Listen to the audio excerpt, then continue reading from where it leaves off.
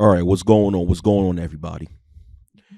So, the information that I'm about to bring out should not be new to anybody. It should be old information, by the way. But then again, what may be considered old information to some may be considered to be new information to others. But either way, I'll present you guys the history of St. Valentine's Day or the history of Valentine's Day. You know, as of the day that I'm making this video is on Valentine's Day, which is February 14th, 2023. And a lot of people in the world recognize this day as Valentine's Day, which is a holiday of romance where couples express the love and appreciation that they have for each other on that day. But a lot of people who celebrate such a day do not know the history or the origins of such a holiday. And what's even worse is that a lot of these same people who celebrate such a day consider themselves to be the believer or a believer of the God of Abraham, Isaac, and Jacob. Now, the reason why that's a problem is because the God of Abraham, Isaac, and Jacob specifically tells his followers to not practice pagan customs, right? Or to not practice customs that is used to venerate other gods. And Valentine's Day came from the very pagan practice that the God of Abraham, Isaac, and Jacob told us not to celebrate, because Valentine's Day is a pagan holiday, or a holiday that originated from paganism, aka the worship of other gods, as with a whole lot of other holidays that people celebrate today. It's just that, a lot of holidays, it's just that a lot of holidays, when you look at the history of them, it dealt a lot with the Catholic Church incorporating pagan Roman customs into quote unquote Christianity as a way to try to attract new followers into the Christian faith during the time of ancient Rome, when the Christian religion was considered something new. Right?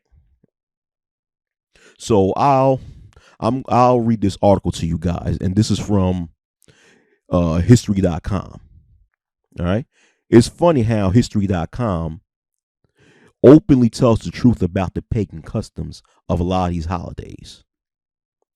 In which at one point in time, you had to really do some deep research in order to find out this type of information, in which now it's very easy to find this information today. But I'll read, okay? The title says History of Valentine's Day. It was originally this article was originally written on December 22nd, 2009, but updated a few hours ago. Valentine's Day occurs every February 14th. Across the United States and in other places around the world, candy, flowers, and gifts are exchanged between loved ones, all in the name of St. Valentine. But who is this mysterious saint, and where did these traditions come from? Find out about the meaning of the history of Valentine's Day from the ancient Roman ritual of Lupercalia that welcomed spring to the card-giving customs of Victorian England. Legend of St. Valentine. And this is a drawing of the so-called St. Valentine. Where did Valentine's Day originate from? The history of the holiday and the story of its patron saint is shrouded in mystery. We do know that February has long been celebrated as a month of romance, and that St. Valentine's Day, as we know it today, contains vestiges of both Christian and ancient Roman tradition. But who is St. Valentine, and how did he become associated with this ancient rite? The Catholic Church recognizes at least three different saints named Valentine or Valentinus, all of whom were martyred. One legend contends that Valentine was a priest who served during the 3rd century in Rome. When Emperor Claudius II decided that single men made better soldiers than those with wives and families, he outlawed marriage for young men. Valentine, realizing the injustice of the decree, defied Claudius and continued to perform marriages for young lovers in secret. When Valentine's actions were discovered, Claudius ordered that he be put to death. Still, others insist that it was St. Valentine of Terni, a bishop who was the true namesake of the holiday. He too was beheaded by Claudius outside of Rome. So, even then, right, when it comes to the figurehead, the so called figurehead of this holiday, St. Valentine, that's even very vague because there were multiple patron saints at the time named Valentine who were killed and executed for defying certain things that was created by the rulers of the ancient Roman Empire at the time, right? And one of the Valentines was a person who defied the decree of the emperor at the time. At one point in time in ancient Rome, married men were exempt from joining the military, the Roman military. And the emperor at the time, especially this person named Claudius, he wanted as many young men to be in the military as possible. So because married men was exempt from joining the military, the Emperor Claudius made a decree making stating that younger men cannot get married, making it illegal for younger men to get married, thus getting them to partake in military service. And this Valentine, who felt that it was unjust for someone to create a rule banning a man from getting married, decided to defy the emperor's orders and started secretly marrying young men. And when the emperor found out about this, he got this Valentine killed. But then there was another Saint Valentine who also went to jail too. Now, this Saint Valentine, according to other sources, he was a healer. He healed this Valentine, the bishop, Saint Valentine of Terni, was considered by some to be a healer who had powers of healing people and who allegedly healed a person from being blind. And this Valentine, who this article did not, I don't think this article spoke about. Yeah, this article spoke about him a little bit. Yeah. No, actually, it didn't. Okay, it was another article. All right, but anyhow, I'll go on with this article. All right. Other stories suggest that Valentine may have been killed for attempting to help Christians escape harsh Roman prisons, where they were often beaten and tortured. According to one legend, an imprisoned Valentine actually sent the first Valentine greeting himself after he fell in love with a young girl, possibly his jailer's daughter, who visited him during his confinement. Before his death, it is alleged that he wrote her a letter signed "From Your Valentine," an expression that is still in use today. Although the truth behind the Valentine legends is murky, the stories all emphasize his appeal as a sympathetic, heroic, and most importantly, romantic figure. By the Middle Ages, perhaps thanks to his reputation, Valentine would become one of the most popular saints in England and France. Origins of Valentine's Day, a pagan festival in February, right? So before I read this paragraph, the previous two and a half, three paragraphs spoke about the different people named Saint Valentine that the holiday was allegedly named after, right? So it's just like how the Catholic Church did with Christmas. They took a pagan custom called Saturnalia, right, and changed that to Christmas, and use Jesus Christ, or who the world ignorantly called Jesus Christ, as the figurehead to quote unquote Christmas, saying that this day was dedicated to him. And that's the same thing that the Catholic Church did with Valentine's Day. They took a patron saint, one of the patron saints, right, named Valentine, because remember, there were several different saints named Valentine in the past who became martyred. And when the Catholic Church incorporated this ancient Roman festival and called it Valentine's Day, they just used their quote unquote saints as the figurehead to make it seem as if it's acceptable in Christianity. But I'm going to read the next paragraph to you guys, and we'll get deeper into the pagan origins of this day and how it became incorporated into the Catholic Church and the Christian religion in general. So, okay, origins of Valentine's Day, a pagan festival in February. While some believe that Valentine's Day is celebrated in the middle of February to commemorate the anniversary of Valentine's death or burial, which probably occurred around AD 270, others claim that the Christian Church may have decided to place Valentine's feast Day in the middle of February in an effort to quote unquote Christianize the pagan celebration of Lupercalia. Celebrated at the Ides of February, or February 15th, Lupercalia was a fertility festival dedicated to Faunus, the Roman god of agriculture, as well as to the Roman founders Romulus and Remus. So, you see what it just said? Where the Christian Church got Valentine's Day from, they got it from an ancient Roman custom called Lupercalia. All right. And this article, it says others claim, but when you do your deep research, that's actually facts. Okay.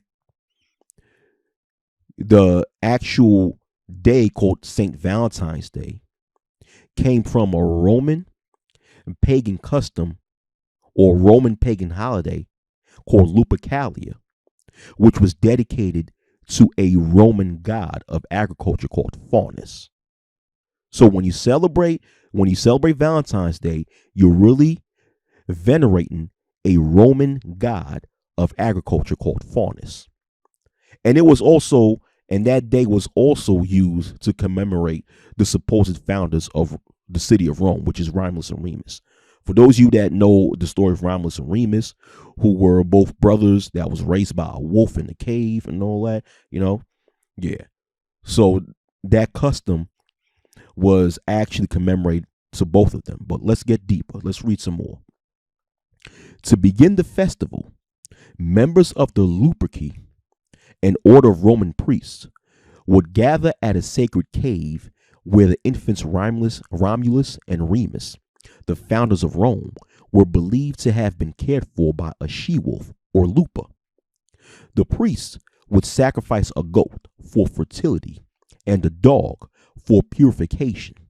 They would then strip the goat's hide into strips, dip them into the sacrificial blood, and take to the streets, gently slapping both women and crop fields with the goat hide. Far from being fearful, Roman women welcomed the touch of the hides because it was believed to make them more fertile in the coming year. Later in the day, according to legend, all the young women in the city would place their names in a big urn. The city's bachelors would each choose a name and become paired for the year with his chosen woman. These matches often ended in marriage. So, so this is the origin of where Valentine's Day come from. Because back in ancient Rome, this custom, Lupercalia, was celebrated on February 15th, right? Every February 15th. And on that day, like the articles stated, the priests, called the Luperci, would sacrifice a goat to the god Faunus and would take the goat's skin, cut it into different strips, dip the goat's skin in goat's blood, and go out in the public and whip people and whip crops with it, believing that the people, and well, not just people, but whipped females with these with goat skin. And it was believed that if this goat skin dipped in blood was used to whip females, then females will be at their most fertile and be able to give birth. Likewise, that's why these priests would whip that same goat skin on crops, thinking that if believing that doing this would create a bigger harvest, thus would make more crops. That was just the belief. And at the end of the day, these same females that would be whipped by the goat skin dipped in blood would be paired off in a matchmaking ceremony, where oftentimes these same people would end up getting married. Isn't that what people do a lot in Valentine's Day, where people would match, or where males and females would match up with each other? Thus the term "can you be," or the question "can you be my Valentine" come into play, where there will be this matchmaking. And if you read a lot of other sources, right, a lot of people get married on Valentine's Day, right? Which is funny because this article speaks about when it comes to a lot of the matchmaking, that a lot of these matchmaking would end in marriage. So this day was one of the first holidays in the world where it was dedicated to romance, apart from fertility and agriculture and stuff like that. It was also the first holiday commemorating or used for romance and matchmaking. And that's done a lot in today's world, where people celebrate Valentine's Day, where it would be dedicated to matchmaking and romance and all that other nonsense, right? But so hold on. So I want to get to this with Cupid, right? This is what I want to get to. So Cupid, who is Cupid? It's funny because when we think about Valentine's Day in today's world, one of the things that people think about is Cupid, because Cupid has become like one of the most popular icons or representations of the holiday, thanks to a lot of advertisements and commercials that corporations made up about Valentine's Day, utilizing Cupid as one of the main representations of Valentine's Day of today. But once again, who is this figure Cupid? Who is that? He or she? Who is this this representation, or this figure called Cupid? Let's see. Let me read. Cupid is often portrayed on Valentine's Day cards as a naked cherub launching arrows of love at unsuspecting lovers. But the Roman god Cupid has his roots in Greek mythology as a Greek god of love, Eros. So let me stop right here. So literally, Cupid is a pagan god that is of Greek origin. The Romans considered him to be called Cupid, right? Which is the word we use today. But in Greece, in ancient Greece, where this god originated from, he was called Eros, the god of love. So Cupid is once again, Cupid is literally a pagan god. So the fact that we celebrate Valentine's Day, well, not we, because I don't celebrate that shit, but the fact that a lot of people in the world celebrate Valentine's Day, and they have these pictures of Cupid. When they give these Valentine's Day cards, they show pictures of Cupid and all that crap. What they really doing is just providing images of a pagan god that's venerating this god. So once again, it shows you the pagan origins of such a day. But I'll continue reading. Accounts of his birth vary. Some say he, as in Cupid, is the son of Nyx and Erebus. Others of Aphrodite and Ares. Still, others suggest he is the son of Iris and Zephyrus, or even Aphrodite and Zeus, who would have been both his father and grandfather. According to the Greek archaic poets, Eros was a handsome immortal played with the emotions of gods and men, using golden arrows to incite love and leading ones to sow aversion, which is another word for confusion. It wasn't until the Hellenistic period that he began to be portrayed as the mischievous, chubby child he'd become on Valentine's Day cards. Yeah, so that's basically who Cupid is. Literally a pagan god that a lot of corporations use as the main representative or the main icons to represent this holiday that had its origins in paganism.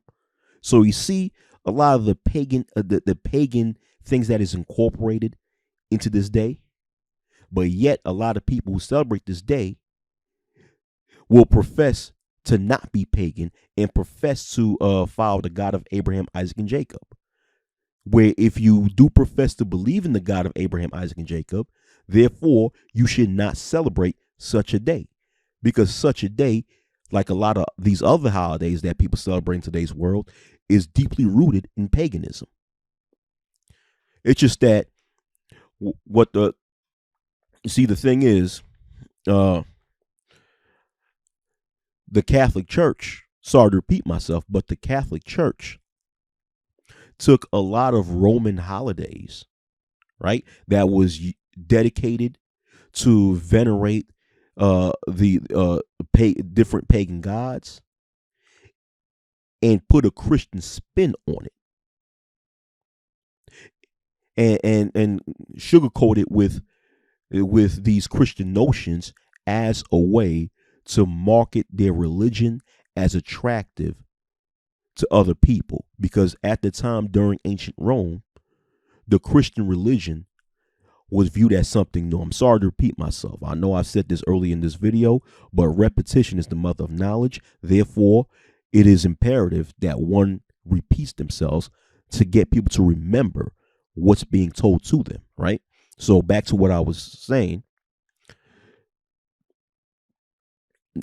Christianity during the times of ancient Rome was a new religion that was not considered attractive or appealing to a lot of people. So the Catholic Church at the time conspired to take ancient Roman customs at the time that was very popular amongst the people, and incorporated it into Christianity, or at that time Catholicism, in order to make their religion more attractive, in order to gain more followers. Right? Because the more followers a religion has, the more money it can potentially make. So you see, it's not necessarily the fault of a lot of so-called Christians in today's world who celebrate this day but claim to be Christians at the same time. It's not their fault because their own religion did the unthinkable and incorporated pagan practices into their religion just to gain more followers, which is something that goes against the God of Abraham, Isaac, and Jacob. So you see, so even your own Catholic Church and even the other Christian denominations who claim to be against Catholicism, but they're no different. They worship and venerate these so-called holidays that's deeply rooted in paganism. But I'll continue reading this article. Okay.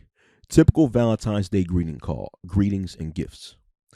In addition to the United States, I'm not going to read the rest of this mess. This article is located in the video description box underneath. So if you want to read the whole article, you can. But I hope that I enlightened some of you guys who were unaware of this, of the pagan history of Valentine's Day. And for those of you guys who already knew about this day being pagan, that's excellent, But, I did this video in order to educate and enlighten. I'm not trying to put anyone down or make them feel bad. But if you choose to continue to celebrate Valentine's Day even after you've been enlightened and educated on this day, well, that's your choice. The only thing I could do is just spread the truth to you. But it's up to you guys if it's up to you guys to choose to follow the truth or not. All right. So that's the end of this video. Peace out. Y'all have a safe day or a safe night.